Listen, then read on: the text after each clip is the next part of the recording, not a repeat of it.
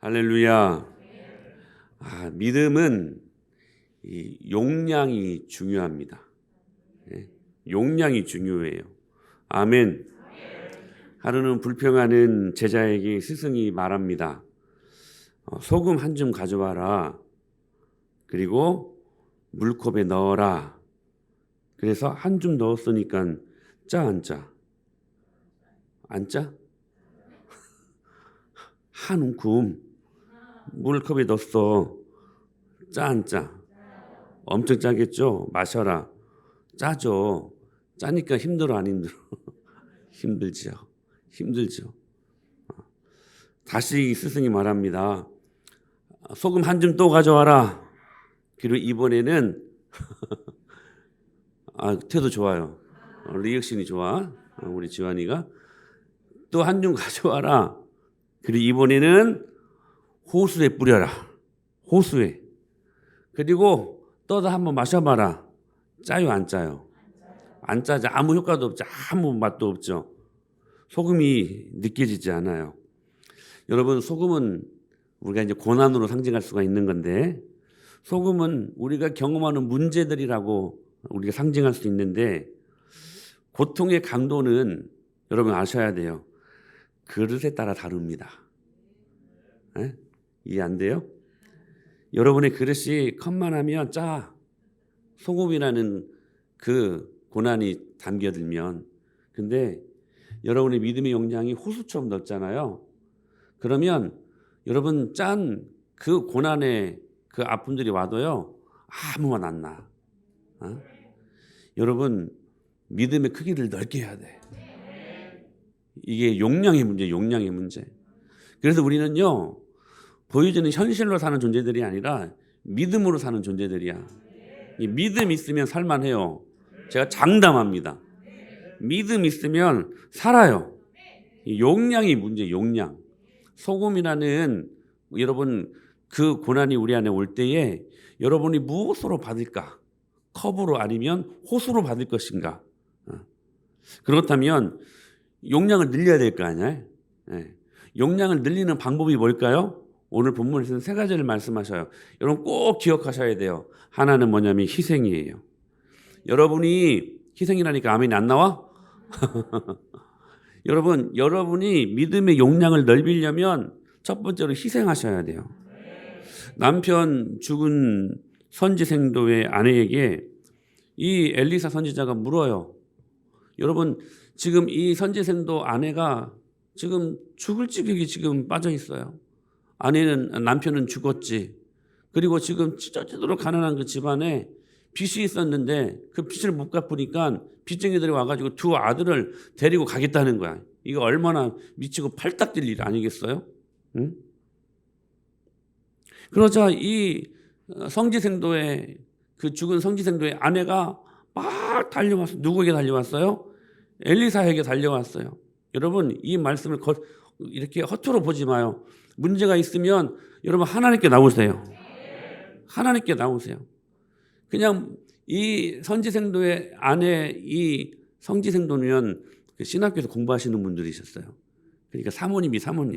이 사모님 나오셔가지고 이 엘리사 선지자를 보자마자 나 죽게 생겼다고 제발 좀 도와주라고. 여러분 믿음은 그런 거예요.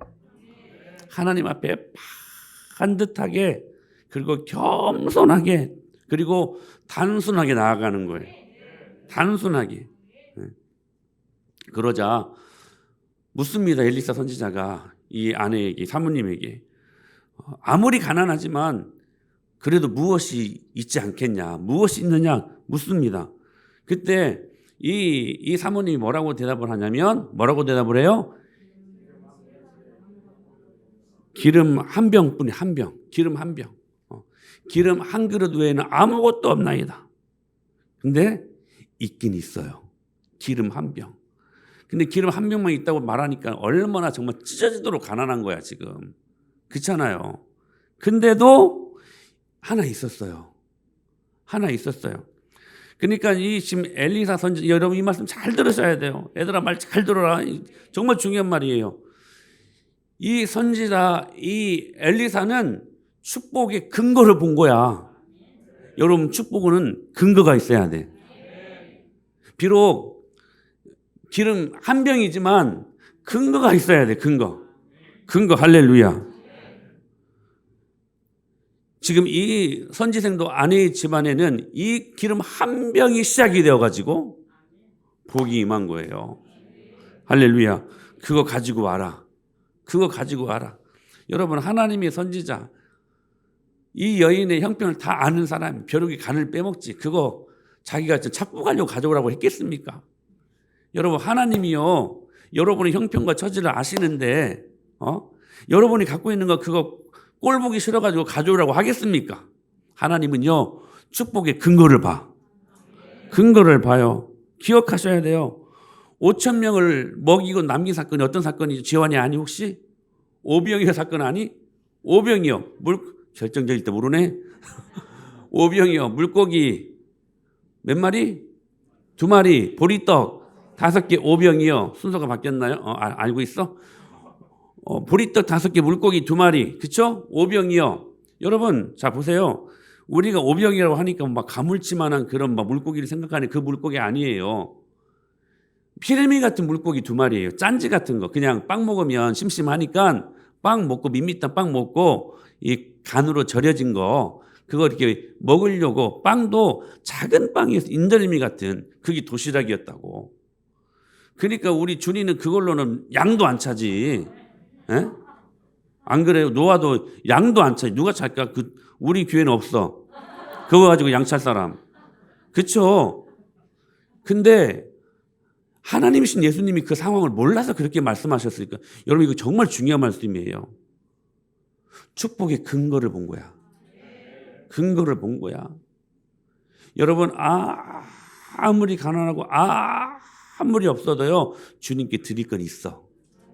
주님은 그 작은 것을 통하여 근거를 보시고 축복하신다는 거예요. 기억하셔야 돼요. 여러분 모세가 맨 처음에는 오늘 말씀에 드렸던 것처럼 자기 동족을 막 괴롭히고 있는 그 애국 관원을 맨손으로 때리지 않습니까? 쳐 죽이고 도망가지 않습니까? 머리에 숨겨두고. 그런데 그 긴 고난의 시간들을 통하여서 그 맨손으로 도망갔던 그 모세가요 나중에 다시 하나님의 백성들을 이끌기 위해 바로 앞에 섰을 때는 뭘 가지고 있었어요? 지팡이 가지고 있었어. 할렐루야. 이게 은혜예요. 이게 은혜야.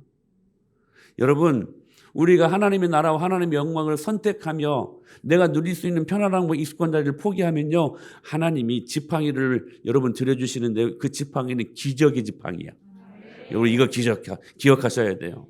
그 지팡이로 10가지 재앙을 일으켰고요 그 지팡이로 홍해도 갈라버렸어.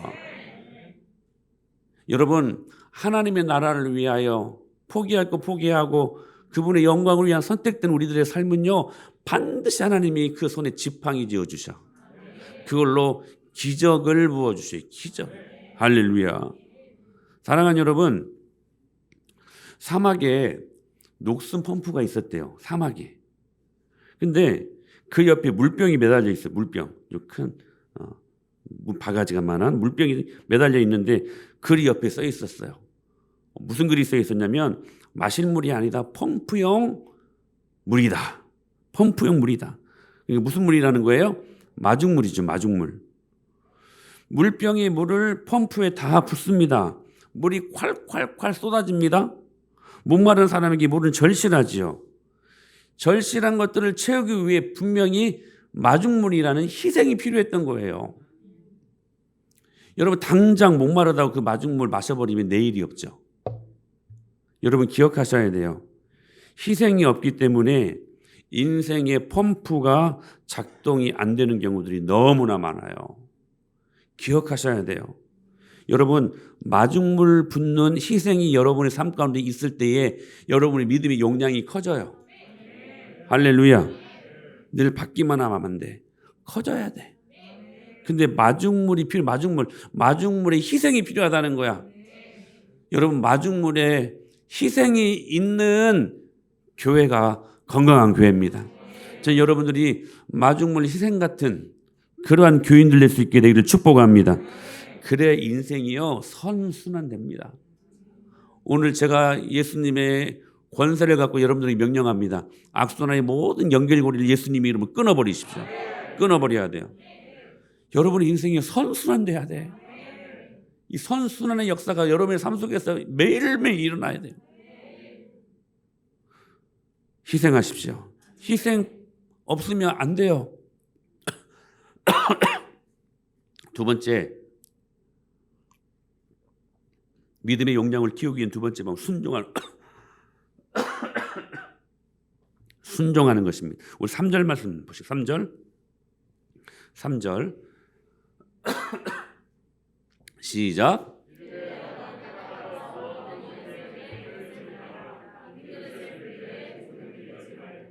자, 뉘앙스가 뭐예요? 조금 빌리지 말고 어떻게 하라는 거예요?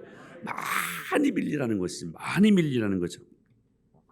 이웃들에게 그릇을 빌리는데 조금 많이가 아니라 아주 많이, 아주 많이. 그리고 한 병 기름이 있었잖아요. 그 기름을 빈 그릇에 부으래요. 그 한 병 그 기름이 없었으면 이 역사가 일어났었을까? 하나님은 축복의 근거를 본다니까. 작은 한 병이지만 그 한 병을, 송강집 선생님 앞으로 나와요. 앞으로 거기 앉지 마. 거기 계속 앉고 있어. 자, 보세요. 저는 이렇게 말합니다. 한 병이 기름이 있었으니까 기름을 부을 수 있었던 거야. 여러분 기억하셔야 돼요. 하나님은 그 한 병을 봐요. 그 근거를 본다고요. 근거를. 저는 없어서요. 저는 너무나 아니요. 부족한 사람들도 없는 사람들도 그 한 병이 있어. 그 한 병을 주님 앞에 드리면 주님이 보세요. 그 그릇들을 위에 붓는데요. 어찌 보면 이게 단순한 순종 아닙니까? 여러분, 믿는 사람들은 단순하게 살아요. 복잡하지 않아요. 단순해, 단순 순종. 우리 단순 노동이라고 하잖아요. 단순 순종이에요. 여러분, 이게 어렵습니까? 자, 봐요. 선지자가 엘리사가 그 아내에게, 그 사모님에게 빈 그릇 많이 좀 빌려라. 빌리되 조금 빌리지 말고 많이 빌려가라. 그렇게 말하면 얘랑아, 많이 빌려야지. 예? 많이 빌리는 게 여러분, 옆집 가면 당시에는요, 빈 그릇, 토기 그릇들이 많아 다 빌릴 수 있었어요. 그냥 가서 빌려달라고 하면 주는 거예요. 자, 보세요. 여기에서 또 비밀이 있어요. 많이 빌려라. 조금 빌리지 말고 많이 빌려라. 이 말 안에 뭐 어떤 것도 있어요. 옆집에 가면 다 빌려줄 것이다. 이 말이에요. 하나님은 답을 갖고 여러분들에게 질문하셔. 아멘. 여러분, 기도 응답을 준비하시고 기도하게 하셔요, 하나님이. 여러분, 그거 기억해야 돼요. 준비하시고 우리로 하여금 기도하게 하시는 하나님, 기도하면 다 받는 거지, 그러니까. 이제 중요한 거. 이게 바보 같아 보여요. 상당수 이게 바보 같아 보여. 단순한 것들이 바보 같아 보여요. 응? 믿어지지 않아요. 너무 홍해를 가르려면 가릴 것 같은데 이건 너무 작아가지고 순종이 안 되는 거예요. 순종이 안 되는 거예요. 그래서 작게 사는 거야. 기억하셔야 돼. 믿음의 용량을 여러분 키우십시오. 그러기 위해서는요, 순종하셔야 돼요. 순종할 때 역사가 일어나는 것을 알고 우리의 믿음의 크기가 커진다는 사실이에요. 옛날에 들은 말인데, 이랜드의 박승수 회장이 믿음 좋은 장로님 아니십니까? 제가 알기로는 서울 사랑의 교회 오카르 목사님 밑에 제자 훈련 받으신 목사님, 장로님이셔요. 이 회장이 공무원들에게 돈 안 주고 서류를 만들었답니다. 당시에는 이 커미션 문화가 있어가지고 돈 줘야 뭔가 승인이 떨어져. 18개 도장을 맡아야 되는데 18개마다 도장이 필요할 때마다 돈이 필요했다는 거예요. 근데 이 회장님이 복음을 받고 복음대로 살아야 되니까 돈을 쓸 수가 없는, 뇌물을 줄 수가 없는 거예요. 신앙의 양식. 그래 너무 힘들지 않았겠습니까? 근데 그 과정 속에서 이 회장의 믿음의 그릇이 커진 거야. 믿음이 그릇이 커진 거야. 나중에는 50억 한 해 매출이 이 일들을 통하여서 천억 매출이 되었다고 합니다. 초창기에. 하나님이 테스트한 것 아닐까요? 테스트? 돈을 맡겨도 되나 안 되나? 여러분, 하나님 여러분들에게도 테스트하십니다. 돈을 맡겨도 되나 안 되나? 여러분, 분명 하나님이 돈을 맡기신 사람들은 따로 있는 것 같아요. 여러분, 기억하셔야 돼요. 순종의 깊이가 하나님의 역사의 크기를 결정해요. 크리스찬이 힘이 있어야 되는데 힘이 없어요. 그래서 때로는 시시하게 사는 것 같아요. 시시하게 사는 것 같아요. 왜 그런 줄 아세요? 이유는 딱 하나예요. 순종이 없기 때문에 그래. 우리 옛날 믿음의 선조들은 순종으로 살았어요. 순종으로요, 여러분 역사를 이룬 우리 믿음의 선조들 아닙니까? 사랑하는 여러분, 순종하면 강력해집니다. 순종하면요, 믿음의 용량이 커져요. 순종하니까 홍해가 갈라지고 순종하니까 요단강이 갈라졌을 때 그들의 믿음의 크기가 얼마나 했을까? 여러분 기억하셔야 돼요. 먼저 희생하세요. 마중물 같은 여러분 교인들 되십시오. 그리고 순종하세요. 순종하세요. 마지막으로 빚진 마음으로 사세요. 이 지금 성지성대의 아내가 빚진 자 아닙니까? 승리했습니다. 빌린 그 그릇들 위에 이 작은 한 명밖에 안 돼 그 기름을 붓는데 이게 오병이의 축복처럼 이거 오버립되는 사건 같아요. 나누어줘도 물고기가 떨어지지 않고 빵이 떨어지지 않는 그 현장. 기름을 분명 작은 기름 한 병이었는데 기름을 붓는데 계속 부어지는 거예요. 여러분 이런 인생들 사십시오. 쥐어 짜지 말고 은혜가요 계속 흘러 넘쳐야 돼. 할렐루야. 오버플로잉. 받고 받는데도 이게 막 넘치는 거야. 막 넘쳐서 내 자식들에게 이 은혜가 흘러가고 내 주위의 사람들이 이 은혜를 경험하며 살아나는 역사가 일어나야 돼. 할렐루야. 그러면서 엘리사가 이렇게 말합니다. 이제는 빚 갚아라. 하나님과 사람들에게 빈 빚이 있었어요. 여러분 기억하셔야 돼요. 우리가요 이렇게 은혜 받는 것은 혼자서 된 일 아니야. 먼저는 하나님의 은혜가 있었고 여러분들을 위해 기도하는 사람들이 있었고 핍박자 바울이 구원받지 않았습니까? 사도까지 됩니다. 은혜 아닙니까? 근데 그 은혜를 경험하고 바울은 빚을 갚으려고 해요. 그래서 갚으려는 마음이 위대함을 낳았다라는 그러한 바울을 평가할 때 그렇게 말을 하는 사람들도 있어요. 갚으려는 빚진 자의 마음이 있었기 때문에 사도 바울이 위대할 수 있었다.